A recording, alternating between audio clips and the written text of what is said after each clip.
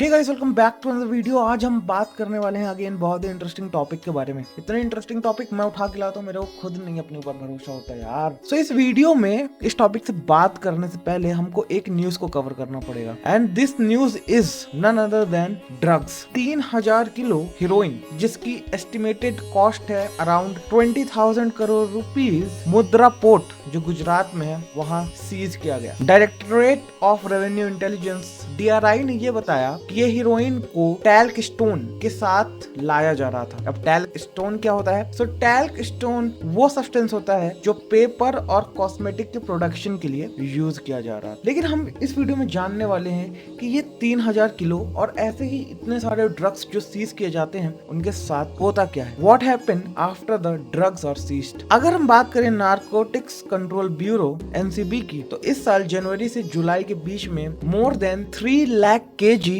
Drugs को seize किया गया। इसको सीज करने वाले डिपार्टमेंट पुलिस के थे, एक्साइज के थे, कस्टम के थे और भी बहुत सारे थे। अब आर्यन खान से तो सभी कुछ हम जान गए होंगे कि ड्रग केस कैसे काम करते हैं, लेकिन ये तो सेलिब्रिटीज थे तो टीवी में आ गए। लेकिन हर जगह छोटी मोटी क्वांटिटीज में तो रोज कहीं ना कहीं स्मगलिंग करते हुए कुछ ना कुछ तो पकड़ाते होंगे। सो 3 लाख किलो इतना सारा ड्रग्स जाता कहाँ है? क्या कोई इसको फूक लेता है या फिर किसी को दे दिया जाता है? सो इस वीडियो में हम वही बात करने वाले हैं। अकॉर्डिंग टू इंडियन एक्सप्रेस की रिपोर्ट, जो पहला रोशनी हुई थी, पहला मैप बना था जो ड्रग मिनेंस के ऊपर बनाया गया था, 2015 में कंडक्ट किया गया था और ये कंडक्ट करवाया था सुप्रीम कोर्ट ने। इसलिए हमारे देश को सुप्रीम कोर्ट की सख्त जरूरत है। उस रिपोर्ट में ये पाया गया कि जो 10 सालों से इतने सारे ड्रग्स एक्यूमुलेट किए गए हैं, इतने सारे ड्रग्स रखे गए हैं, उसका अराउंड मात्र 30% 30% डिस्ट्रॉय हुआ था। अगर हम लोग अभी बात कर लें तो 3 लाख का 30% डिस्ट्रॉय हुआ तो 70% कहाँ गया? क्या कोई यूज करता है या वो कहीं बेचा जाता है या वो फिर कहीं रिसर्कुलेट किया जाता है? बहुत सारे डाउट हैं। आगे वीडियो में हम इसके बारे में बात कर लेते हैं। साथ ही में डिपार्टमेंट ऑफ रेवेन्यू जो यूनियन फाइनेंस मिनिस्ट्री के अंदर में आता है, 2015 में ये ऑर्डर पास किया गया हर एक गवर्नमेंट के लिए जो पूरे स्टेट में है, जितनी भी ड्रग्स सीज की जाती हैं उनको जल्द से जल्द डिस्ट्रॉय करना चाहिए। क्यों? क्योंकि उसका मिसयूज हो सकता है, थेफ्ट हो सकता है, सबसे बड़ा रीजन उसका रिसर्कुलेशन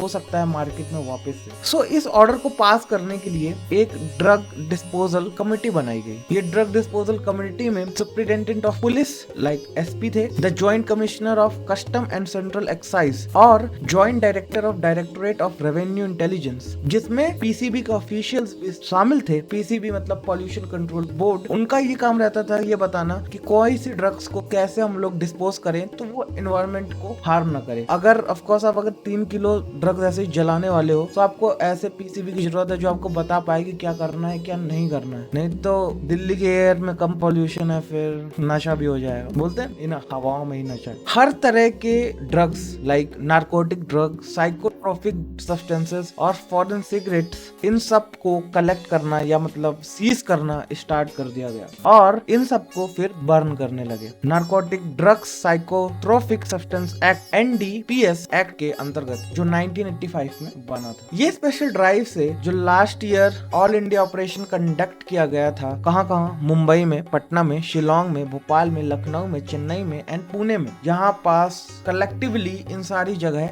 इन ड्रग्स को डिस्ट्रॉय किया गया, ऑफ कोर्स बर्न करके। लेकिन अब हम बात करने वाले हैं कि बैंगलोर पुलिस क्या करती है। बेसिकली बैंगलोर पुलिस के बारे में जानेंगे क्योंकि इसकी इंफॉर्मेशन इंटरनेट में है। Like all other state, Bangalore police भी ये सीज ड्रग्स को 2018 तक सिर्फ जलाती थी, बर्न कर देती थी। लेकिन यार वही बात है, इतनी सारी क्वांटिटीज में अगर आप ड्रग्स को बर्न करोगे तो ये NDPS एक्ट का उल्लंघन हो जाएगा। सो इस चीज को इंश्योर करना कि ड्रग्स का डिस्ट्रक्शन से इन्वायरमेंट को कोई हार्म ना हो, एक कमेटी बनाई गई, Karnataka state pollution control board, जिसमें डेप्यूटी कमिश्नर ऑफ पुलिस भी थे।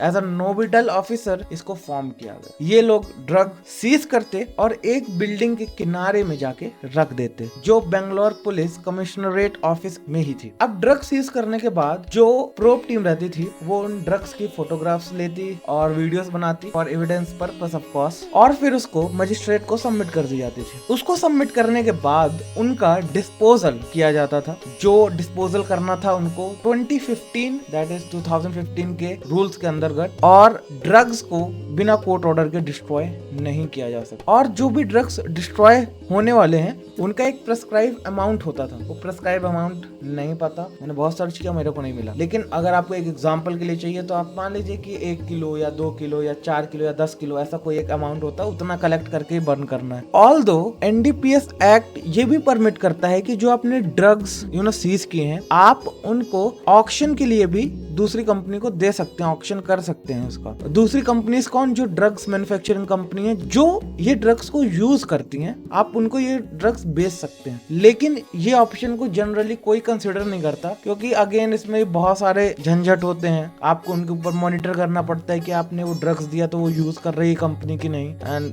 देयर आर मैनी डॉक्यूमेंटेशन बहुत ज्यादा होते हैं, इसलिए लोग इसको अलग ही कंसिडर करते हैं, इसमें ज्यादा जल्दी जाते नहीं। जो ड्रग्स छोटी क्वांटिटी में होते हैं और नॉन सिंथेटिक होते हैं, उनको ऐसे ओपन में ही जला देते हैं, और ये जो प्रोसेस होती है ना, ये बहुत ही अच्छी होती है। ये रात को की जाती है, ऑफ कोर्स रात को ही करेंगे। सो रात को की जाती है जहाँ कोई ज्यादा लोग ना हो। अब ड्रग्स जलाना आप मार्केट में थोड़ी ना प्रेफर करोगे, है ना, कॉमन सेंस। इसके बाद आप स्मॉलर क्वांटिटीज में ये सिंथेटिक ड्रग्स को अलग अलग जगह पे स्टोर किया जाता है, और फिर इसको धीरे धीरे करके हर टाइमली, जैसे अगर महीने टू महीना फिक्स हो गया तो एवरी मंथ इसको जला दिया जाता है। And that's how drugs disposed of. So आशा करता हूँ मैंने इस वीडियो में आपका ये डाउट क्लियर कर दिया होगा कि what happened to drugs after being seized by police. So इस वीडियो में मैंने आपकी मैक्सिमम क्वेरी के आंसर कर दिए होंगे, और अगर आप हाई नहीं है तो प्लीज इस चैनल को सब्सक्राइब कर देना please guys, I need your support. और मेरी पुरानी लिस्ट में भी जाके देख लेना, और अच्छी अच्छी वीडियोस बना के रखे हैं। आपसे मिलता हूँ मैं दूसरी वीडियोस में गाइज, जब तक के लिए बाय।